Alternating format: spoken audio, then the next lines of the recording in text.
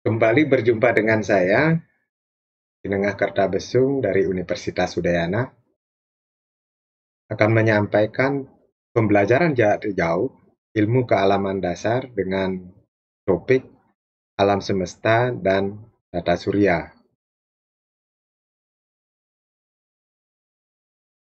Apa yang dimaksud dengan alam semesta? Dalam sehari-hari, kita sudah terbiasa dengan kalimat alam semesta. Ya, mungkin di antara kita punya pengertian yang berbeda. Dengan demikian, saya definisikan bahwa alam semesta itu adalah keseluruhan keberadaan atau segala sesuatu yang ada, segala sesuatu yang telah ada, dan segala sesuatu yang akan ada. Jadi alam semesta itu adalah secara keseluruhan, tidak menyangkut bumi saja, tidak juga menyangkut bumi, bulan, dan matahari, maupun tata surya, tapi keseluruhan. Nah, di alam ini akan banyak sekali ditemukan bintang-bintang. Kalau kita menengok ke atas, akan terlihat miliaran bintang-bintang. Nah, itulah yang dimaksud dengan alam semesta. Jadi, alam semesta itu merujuk pada konsep-konsep seperti kosmos, dunia, dan alam. Masalah terbentuknya alam semesta itu ada beberapa teori yang sudah dikemukakan. Ada teori Big Bang, ada teori bintang kembar, teori pasang surut, teori awan debu, hingga teori protoplanet. Namun tidak semua teori itu diterima oleh para ahli. Ada beberapa teori yang tidak diterima. Nah, kalau kita lihat alam semesta, inilah alam semesta. Kalau kita malam hari, pas suasana gelap, tidak ada mendung, maka akan terlihat miliaran bintang. Bahkan pada bulan mati akan muncul lebih banyak lagi. Karena di bumi yang gelap, maka di alam semesta itu akan lebih banyak bintang yang kelihatan. Lebih-lebih pada bulan mati ataukah pada hari raya Nyepi, maka hampir bintang-bintang yang sebelumnya tidak terlihat akan terlihat. Karena di bumi, khususnya kalau kita lihat dari Bali, maka bintang akan lebih banyak muncul lagi. Ini kalau satu bintang itu ada matahari, maka akan ada miliaran matahari di alam semesta ini. Sedangkan kita baru sadar bahwa kita paling tahu tentang matahari yang terdekat, yang terbit di pagi hari dan terbenam di sore hari. Nah, itulah salah satu bintang yang ada di alam semesta ini. Nah, kalau ada miliaran bintang, maka bagaimana dengan posisi bumi? Jadi bumi hanyalah sebesar debu. Jadi sangat-sangat kecil jika dibandingkan dengan alam semesta ini. Dibandingkan dengan ukuran alam semesta yang teramat luas, hampir tidak terbatas, dan tidak terjangkau oleh kita, maka bumi itu hanya seukuran debu. Nah, bagaimana terbentuknya alam semesta? Ada beberapa teori yang dikemukakan, tapi tidak semua teori kami ungkapkan, hanya yang poin-poin saja. Yang pertama itu adalah teori dari Big Bang yang dikemukakan oleh A.B. Georg Lemaitre.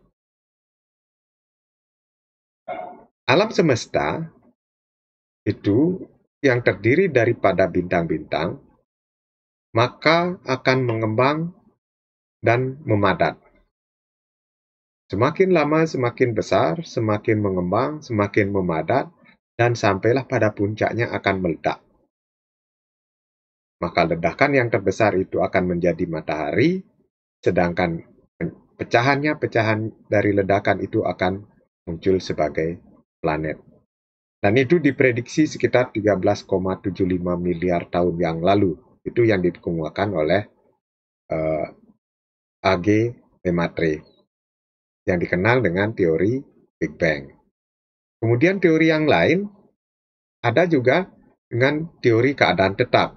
Ini 3 orang yang mengemukakan, yaitu Harbondi, Igor, dan F. Hoyle, bahwa alam semesta ini tidak ada awal dan tidak ada akhir.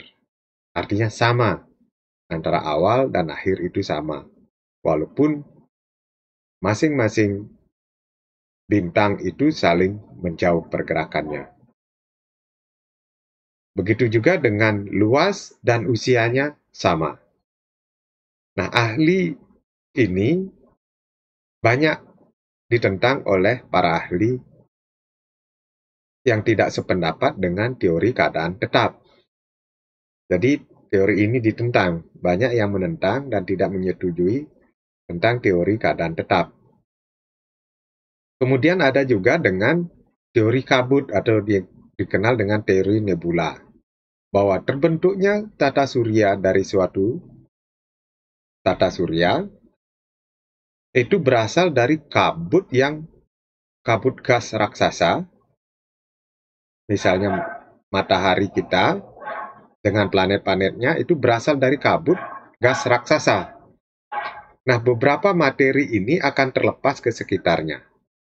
Nah, materi-materi yang lepas ini akan menjadi planet, sedangkan bola gas yang utama itu akan memadat dan menjadi matahari. Sedangkan yang lainnya, yang terlepas itu akan memadat dan menjadi dingin dan menjadilah planet-planet yang ada dikenal dengan saat ini. Itu teori kabut dan teori nebula.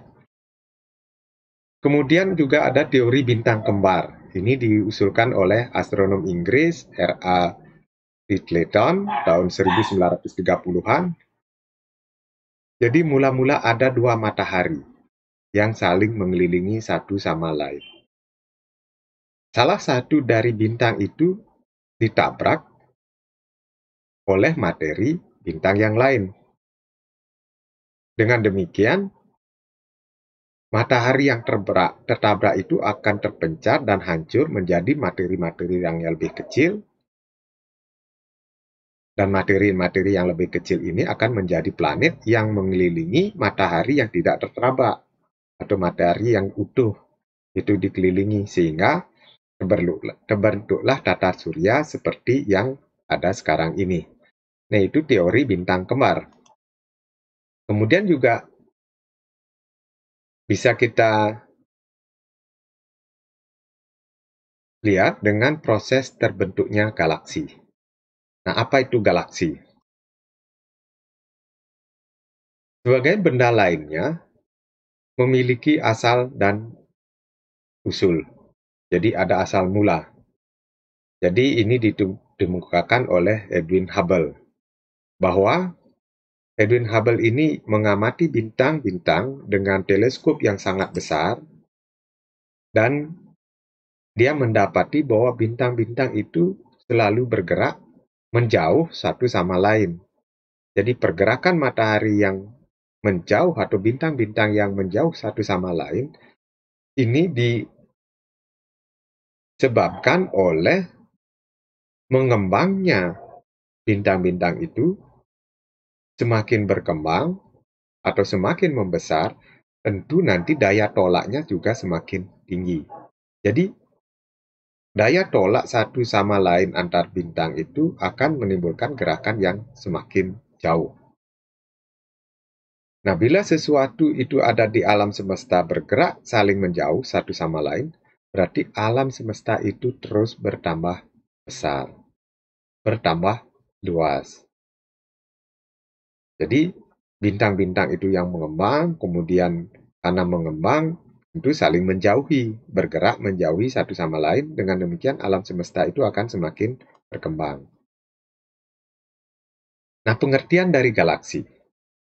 Galaksi berasal dari bahasa Yunani atau galaxias yang berarti seperti susu.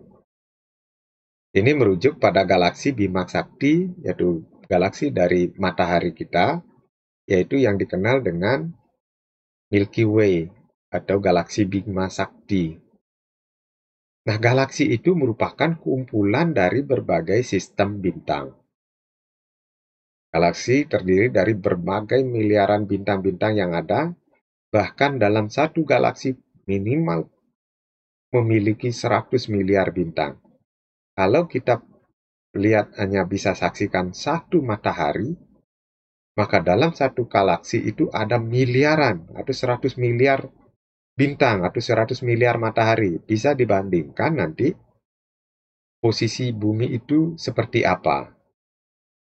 Jadi pada umumnya setiap galaksi itu memiliki 200 sampai 300 miliar bintang. Dan yang terkecil itu memiliki 100 miliar bintang. Dan salah satu bintang yang ada di galaksi Bima Sakti itu adalah matahari yang kita kenal, yang terbit pada pagi dan terbenam pada sore hari.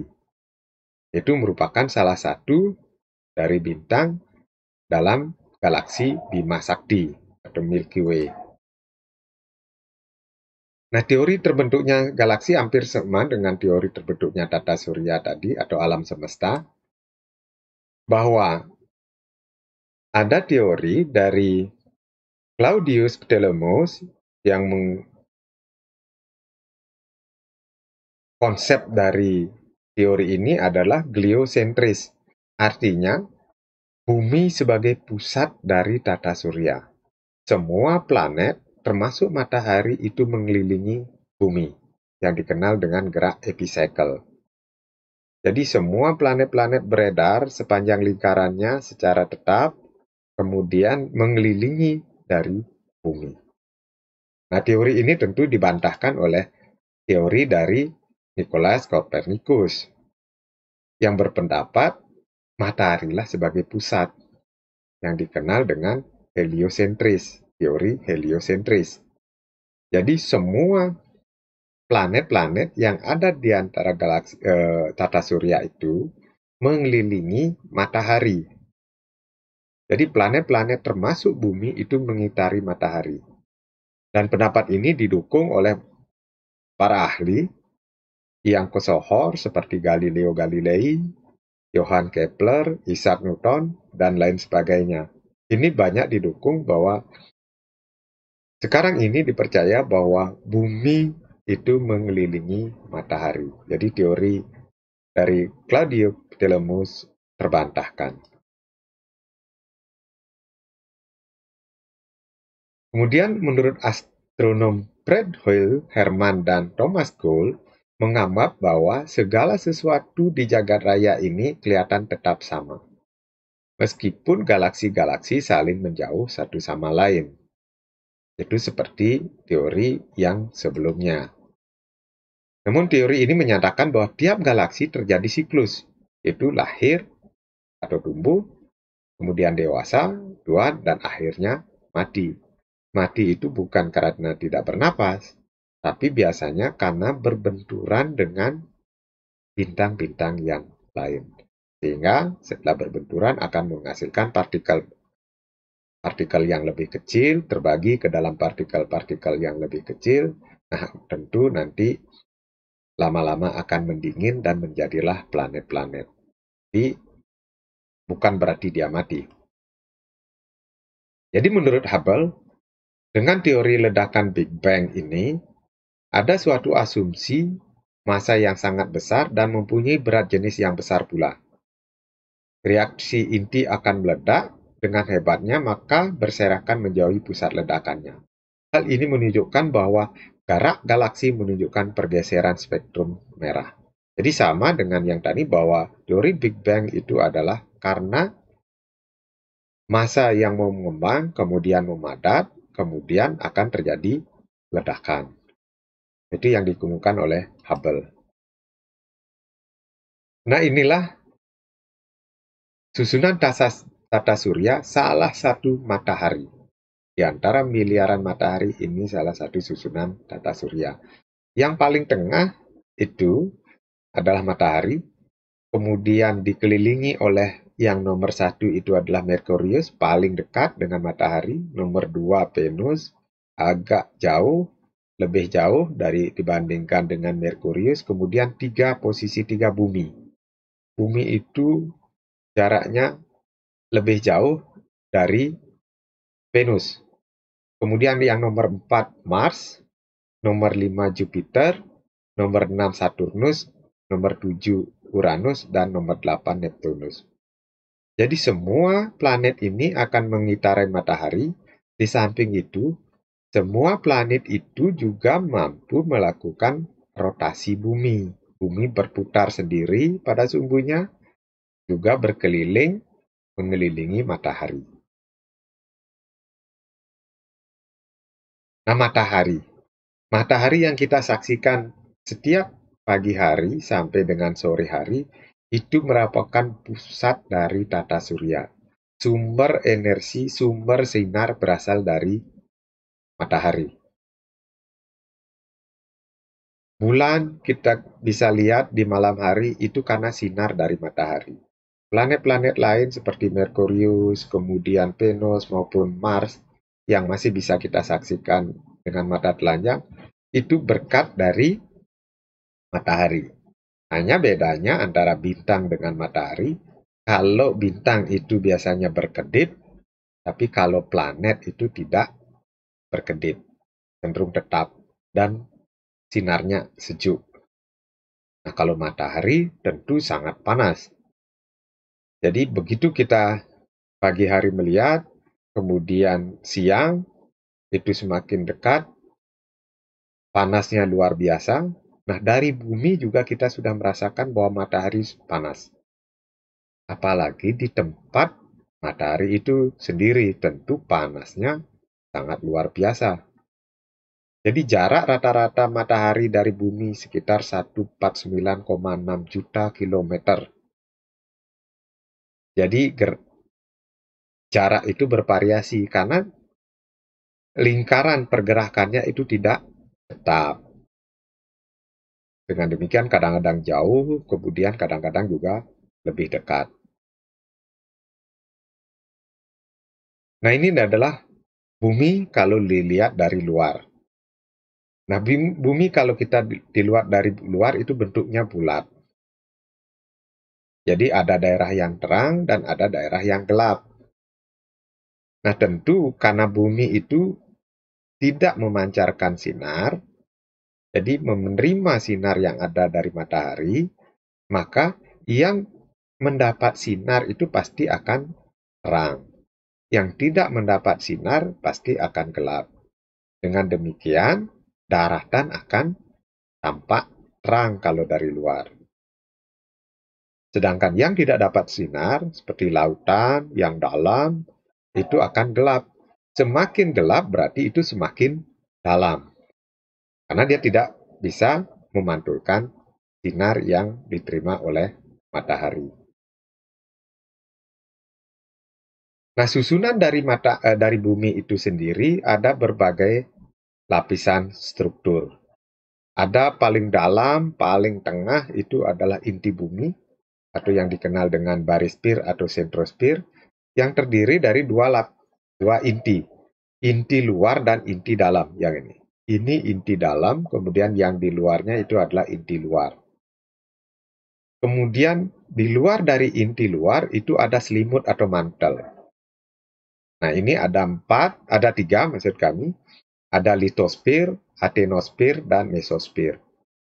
Yang litosfer itu ada dua, lapisan sial yang terdiri dari aluminium dan aluminium, kemudian lapisan sima yang terdiri dari silium dan magnesium.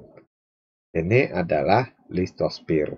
Kemudian juga ada atenosfer atau tempat magma. Disinilah nanti kumpulan magma.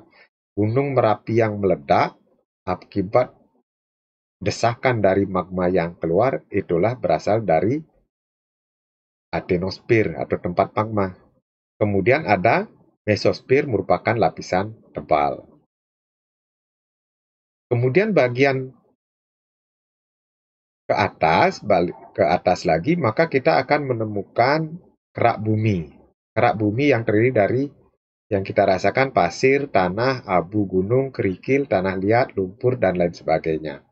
Nah, disinilah dia kerak bumi ini berada posisinya. Itu terdiri dari batuan beku, batuan sedimen, dan batuan metamorf. Ini yang bisa kita amati secara langsung kerak bumi. Kemudian semakin keluar, maka akan ada lapisan di luar dari bumi itu sendiri. Itu lapisan air.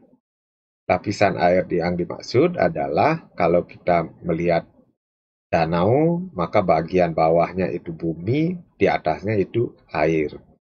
Begitu juga di laut, kalau laut makin yang dalam, maka buminya itu dalam. Kemudian di atasnya air laut. Begitu juga dengan sungai dan samudra. Itu adalah lapisan air. Nah, di luar lapisan air itu ada lapisan udara atau atmosfer. Atmosfer itu ada troposfer yang tingginya sekitar 18 km di atas kita. Kemudian ada stratosfer di 60 km atau lapisan ozon. Di sini lapisan ozon di stratosfer.